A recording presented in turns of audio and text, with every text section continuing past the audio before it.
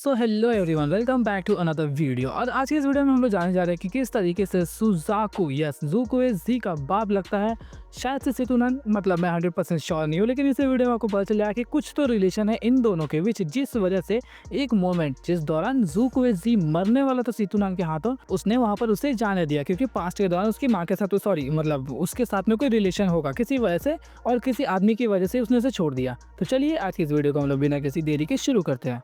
तो जैसे कि हम सभी लोगों ने लेटेस्ट एपिसोड के अंदर देखा कि दूतियान वहां पे बैठ के पहरेदारी कर रहा था वांगलिन की, क्योंकि वांगलिन फिलहाल के दौरान बैठा हुआ था सोल ट्रांसफॉर्मेशन में ब्रेक थ्रू करने के लिए। वो वहां पे अनगिनत सेलेस्टियल जेट्स को वहां पे ऑब्जर्व किए जा रहा है किए जा रहा है। तभी सडनली वहां पे कई सारे माउंटेनियर्स बीस ने हमला कर दिया।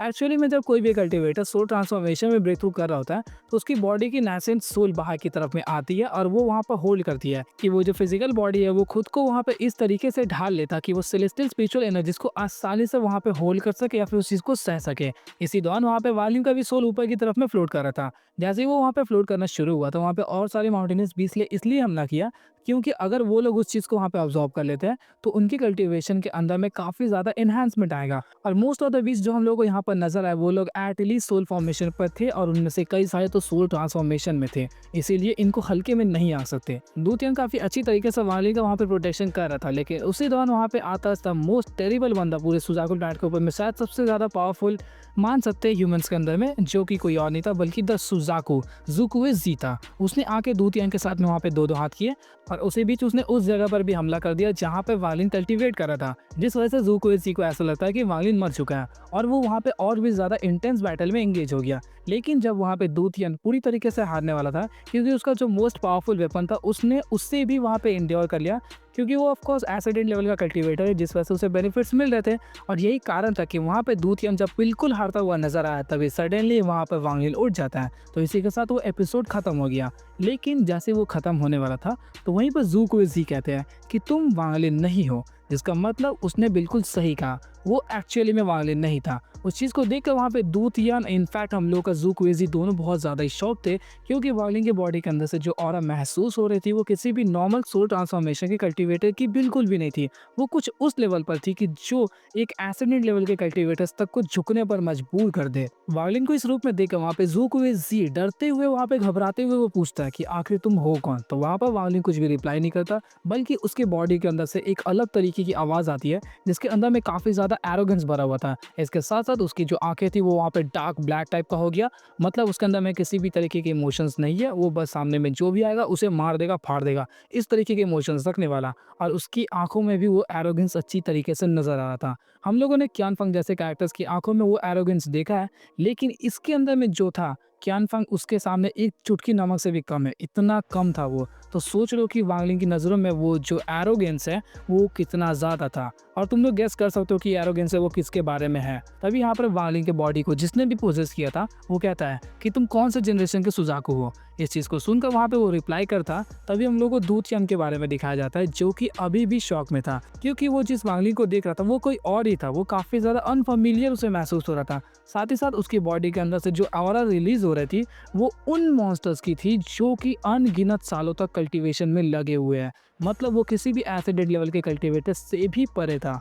इस चीज़ को दूतियान और ज़ूकुवे जी दोनों ही महसूस कर सकते थे। वांगलिन का ये सवाल ज़ूकुवे जी के लिए कुछ इस तरीके का मोमेंट था कि वहाँ पे उसे वो जवाब देना ही है, अगर उसने नहीं दिया तो वो वहीं पर मारा जाएगा। तो इस बात को सुनकर वहाँ पे ज़ूकुवे जी ने सीधा सीधा रिप्लाई कर दिया कि मैं एक्चुअली में 14 जनरेशन का सुजाकू हूँ। इस चीज़ को सुनकर वहाँ पे वांगलिन ने कहा कि ये वो यू की वजह से मैं तुम्हें आज यहाँ पे जिंदा छोड़ रहा हूँ, अगर उसका एहसान मेरे ऊपर नहीं होता तो मैं तुम्हें आज यहीं पर मार देता। वांगलिन के मुंह से इस नाम को सुनकर वहाँ पे दूतियान भी शौक में था, क्योंकि दूतियान ने इस नाम को पहले कभी भी अपने जिंदगी में नहीं सुना। वो नहीं जानता था कि ये जो ये वो यू नाम का करेक्टर नजर आ रहा है वो कौन है। लेकिन ज़ूकुवे जी अच्छी तरीके से जानता था कि ये कौन है। वो अच्छी तरीके से जानता था कि इसने जिसका नाम लिया वो फर्स्ट सुजाकू थे पूरे इस प्लैनेट के ऊपर में, और अभी 14 नंबर का जो है वो ज़ूकुवे जी है। एक्चुअली में दूतियान इस नाम को सुनकर इतना ज्यादा शौक में इसलिए था क्योंकि उसने भी फर्स्ट सुजाकू के बारे में सुना था, लेकिन किसी भी सुजाकू का नाम इतनी आसानी से रिवील नहीं किया जाता। वो मोस्टली जनरेशन वाइज जो भी सुजाकूस है उन्हीं लोगों को पता रहता है, और बाहर के लोगों के लिए वो लोगों को सिर्फ और सिर्फ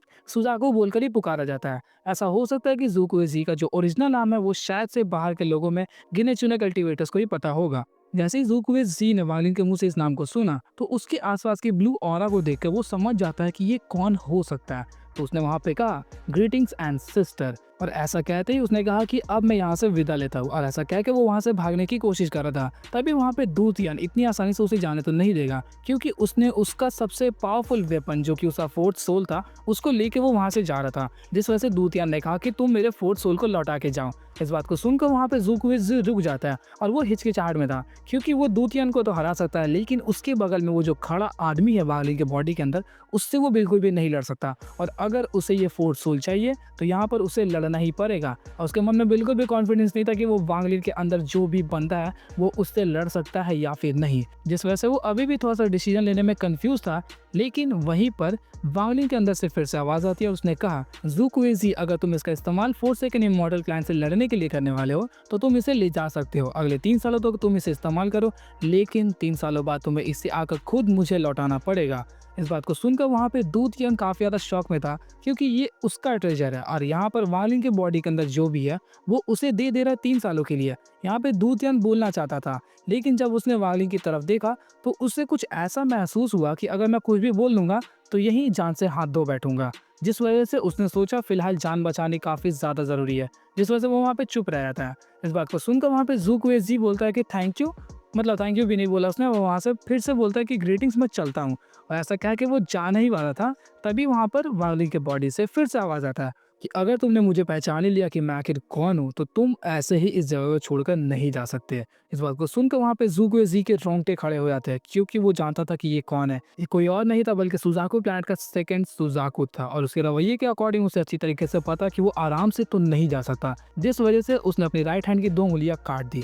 2 उंगलियों को काटने के बावजूद भी वांगलिन की बॉडी अभी भी इस तरीके से उसे घूर रही थी मानो वो अभी भी उसे जान से मार दे। जिस वजह से वहाँ पे ज़ूकुवे ने बस उस नज़र को देख के कह दिया क्या सिर्फ 2 उंगलियां काफ़ी नहीं है। इसे सुनने के बाद वहाँ पे उसने फिर से एक और उंगली को काटा, और जैसे ही वहाँ पे एक और उंगली कटती है तो वांगलिन की बॉडी से आवाज़ आता है स्क्रैम। स्क्रैम मतलब होता है भाग जाओ यहाँ से। तो इसे सुनने के बाद वहाँ पे ज़ूकुवे को जैसे ही मौका मिला तो वो काफ़ी तेज़ी से भाग जाता है। रेनेगेड इमॉर्टल में सभी भागने में एक्सपर्ट है, और वो लोग काफ़ी तेज़ी से जब भागता है तो वो हज़ारों किलोमीटर दूर जाके कंट्री पीलू, तुम लोगों को पता है कि सोल डिफाइनिंग सेट जो है वो कंट्री पीलू के अंदर में है, तो पीलू के बॉर्डर्स के पास में जाकर सोल डिफाइनिंग सेट की तरफ देख रहा था और सोचता है ऐसा कैसे हो सकता है, सेकेंड जनरेशन के सुजाकू अभी भी जिंदा है और इसी प्लेनेट पर है, ये चीज़ तो बिल्कुल पॉसिबल नहीं है। मुझे अच्छी तरीके से अभी भी याद है कि थर्ड जनरेशन के जो सुजाकू थे उन्होंने उनके खिलाफ स्कीम किया था और कई सारे पावरफुल फॉरेन कल्टिवेटर्स को उनके पीछे लगा दिया था ताकि वो लोग उसे जान से मार दे, और अभी वो जिंदा कैसे हो सकते हैं, उन्हें मर जाना चाहिए था ना। और यहाँ पर ज़ूकुवे इतना ज़्यादा कंफ्यूजन में था कि वो वहाँ पे ज़ोर से चिल्लाता है। चिल्लाने के बाद उसे अच्छी तरीके से पता था कि मैं कुछ भी नहीं उखाड़ सकता, जिस वजह से वो सुजाकू कंट्री की तरफ में बढ़ने लगा। और जब वो उस तरफ में जा रहा था तब उसके मन में एक ख्याल आता है, मैं जितना सेकंड सुजाकू के बारे में जानता हूँ उनका जो रवैया है वो मुझे इतनी आसानी से जाने तो नहीं देंगे, मतलब यहाँ पे कुछ ना कुछ गड़बड़ है। या तो ऐसा हो सकता है कि वो पूरी तरीके से जिंदा नहीं हुए, उनकी पावर्स अभी भी कम है, और फिर ऐसा भी हो सकता है कि कोई यहाँ पर मुझे बेवकूफ़ बना रहा है। और ऐसा सोचते हुए वो अपने सुजाकू कंट्री की तरफ में उड़ता हुआ चला जाता है। जब वो उड़ता हुआ सुजाकू की तरफ में जा रहा था तो वापस से हम लोग को सोल रिफाइनिंग सेट का सीन दिखाया जाता है, जहाँ पर दूतियान अभी भी कंफ्यूज था कि हुआ क्या है। तभी वहाँ पर वांगलिन की जो बॉडी हवा में फ्लोट कर रही थी वो मैजेस्टिक ऑरा को लेके वो अचानक से वो ऑरा पूरी की पूरी गायब हो गई और वांगलिन नीचे की तरफ में गिर जाता है। जैसे वहाँ पे गिरने वाला था तो दूतियान वहाँ पे पहुंचा और उसे पकड़ लेता है, और दूतियान ने जब उसे पकड़ा तो वो अच्छी तरीके से समझ सकता था कि यहाँ पर ये जो वांगलिन था वो एक्चुअली में वांगलिन नहीं था बल्कि कोई और था, और यहाँ पे वांगलिन की बॉडी किसी और पावरफुल कल्टिवेटर के जरिए पोजेस थी, और इस बात को वो अच्छी तरीके से समझ सकता है। और ऑलरेडी दूतियान एक सोल ट्रांसफॉर्मेशन का कल्टिवेटर है, एसिडेंट लेवल के कल्टिवेटर्स के साथ 2-2 हाथ कर सकता है, इतना जान जाए कोई बड़ी बात नहीं है। जिस वजह से वहाँ पर उसने सोचा कि मुझे वांगलिन की हेल्प करनी चाहिए कि उसकी बॉडी को जिसने भी पोजेस किया उससे छुटकारा दिलाने में। तभी उसने अपने हाथ में कुछ एनर्जीज को वहाँ पे क्रिएट किया और उसके माथे के आईब्रोज के ऊपर में टच करने ही वाला था, तभी वहाँ पे वांगलिन ने अपनी आंखें खोल दी और कहा सीनियर स्टॉप। तो वांगलिन ने जब यहाँ पे हम लोग को रोक ही दिया तो आज की इस वीडियो को हम लोग यहीं पर एंड करते हैं। So this was the overall synopsis of my video. तो आई होप कि आप लोगों को वीडियो अच्छी लगी होगी, और अगर अच्छी लगी है तो लाइक मारो दबा के। तो मिलता हूँ एक और इंटरेस्टिंग वीडियो के साथ, तब तक के लिए गुड बाय।